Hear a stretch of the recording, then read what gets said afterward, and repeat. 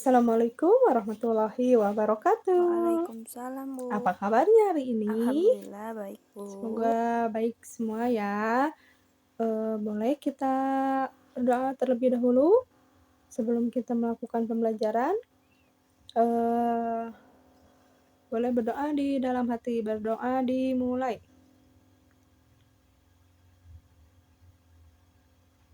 Selesai? Oke, baik. Ibu akan melakukan absensi terlebih dahulu ya. Boleh acungkan tangannya dan bilang hadir. Eee Ibu panggil Puja Cahya Astuti. Hadir, Bu. Ainur Hasanah. Hadir, Ibu. Oke. Nah, kali ini kita ice breaking terlebih dahulu ya. Ice breaking-nya gini, Ibu contohin dulu, nanti kalian peragakan ya. Tepuk fokus, melihat, mendengar, mengingat, fokus. Mengerti? Kita ulangi satu kali lagi ya. Tepuk fokus, melihat, mendengar, mengingat, fokus. Oke, tepuk tangan dulu. Baik, sebelumnya Ibu mau tanya, ada yang tahu apa itu pengukuran panjang? Ada yang tahu? Nggak tahu, Bu. Baik, kalau tidak ada yang tahu, Ibu akan jelaskan. Pengukuran panjang itu adalah kegiatan untuk mengetahui seberapa panjang atau pendek suatu benda dengan menggunakan alat ukur seperti penggaris, meteran, atau pita ukur. Nah, hasil pengukuran panjang biasanya dinyatakan dalam satuan meter atau disingkat menjadi cm ya. Lalu ada meter. Satuan meter disingkat menjadi apa? Meter itu apa jadinya? Disingkat jadi m ya. Lalu ada kilometer. Disingkat menjadi km. Nah, contohnya panjang pensil diukur dengan penggaris. Lalu panjang meja diukur dengan meteran. Lalu ada jarak rumah ke sekolah diukur dalam kilometer. Nah, dalam mengukur panjang, kita bisa membandingkan ukuran benda dan mengetahui ukuran yang tepat sehingga memudahkan dalam kehidupan sehari-hari ya. Nah, berikut Ibu beri contoh jenis-jenis pengukuran panjang yang dapat kalian pahami ya. Yang pertama ada pengukuran panjang dengan satuan tidak baku. Ada yang tahu pengukuran satuan tidak baku itu seperti apa? Kalau tidak tahu, Ibu jelaskan. Pengukuran satuan tidak baku itu menggunakan alat atau benda yang tidak memiliki satuan tetap. Contohnya seperti mengukur panjang meja dengan jengkal tangan, ya, atau mengukur panjang buku dengan pensil, lalu mengukur jarak dengan langkah kaki, ya.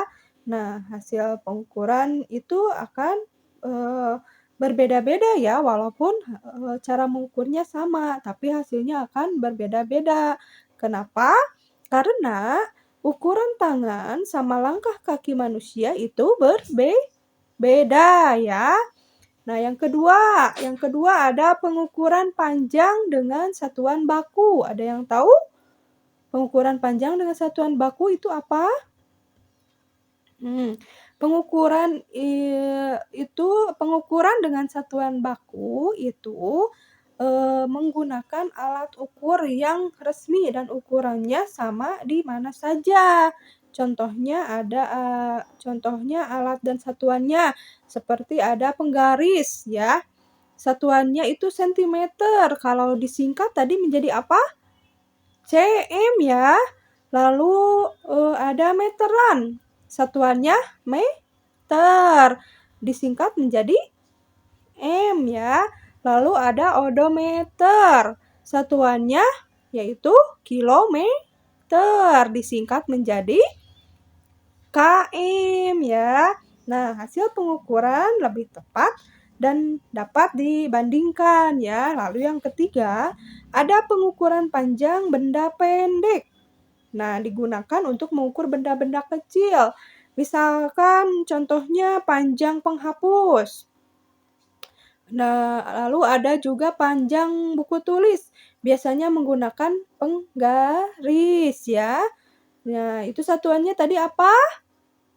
Disingkat sentimeter itu menjadi cm. Nah, yang keempat ada pengukuran panjang benda panjang. Digunakan untuk mengukur benda atau jarak yang panjang. Contohnya seperti panjang kelas. Jarak rumah ke sekolah biasanya menggunakan meteran atau satuan meter. Nah, disingkat satuannya menjadi m ya dan kilometer. Disingkat menjadi km. Nah, itulah sedikit materi yang dapat Ibu sampaikan. Selanjutnya nanti ada langkah-langkah pengukuran menggunakan penggaris yang akan dipaparkan atau dijelaskan langkah-langkahnya oleh teman Ibu, yaitu Puja. Baik, selanjutnya Bu Puji akan menjelaskan langkah-langkah menggunakan papan pengukuran penggaris ya anak-anak. Yang pertama, siapkan penggaris, pastikan penggaris dalam keadaan bersih dan tidak rusak.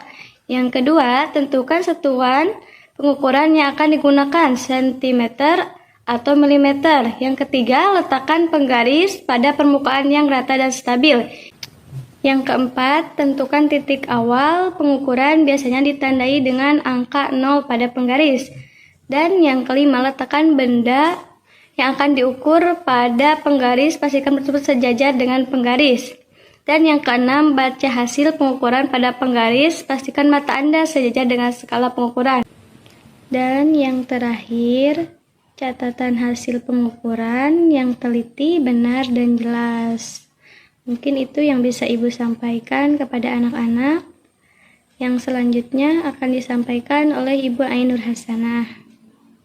Oke anak-anak, selanjutnya kalian nanti akan dibentuk kelompok, kemudian nanti dari masing-masing kelompok kalian eksplor ke luar kelas untuk mencari benda-benda yang ada di sekitar untuk kemudian nanti kalian ukur dari benda yang kalian dapatkan. Misalnya nanti kalian mencari 5 benda ataupun apa aja yang ada di luar kelas. Hanya daun, ranting, ataupun yang lainnya. Nanti setelah kalian selesai mencari benda-benda tersebut, kemudian kalian isi LKPD yang sudah Ibu sediakan. Nah, nanti kalian misalnya mencari 5 benda. Kemudian nanti setelah itu kalian ukur masing-masing benda tersebut dari mulai ukuran yang terkecil ataupun terpendek sampai yang terpanjang.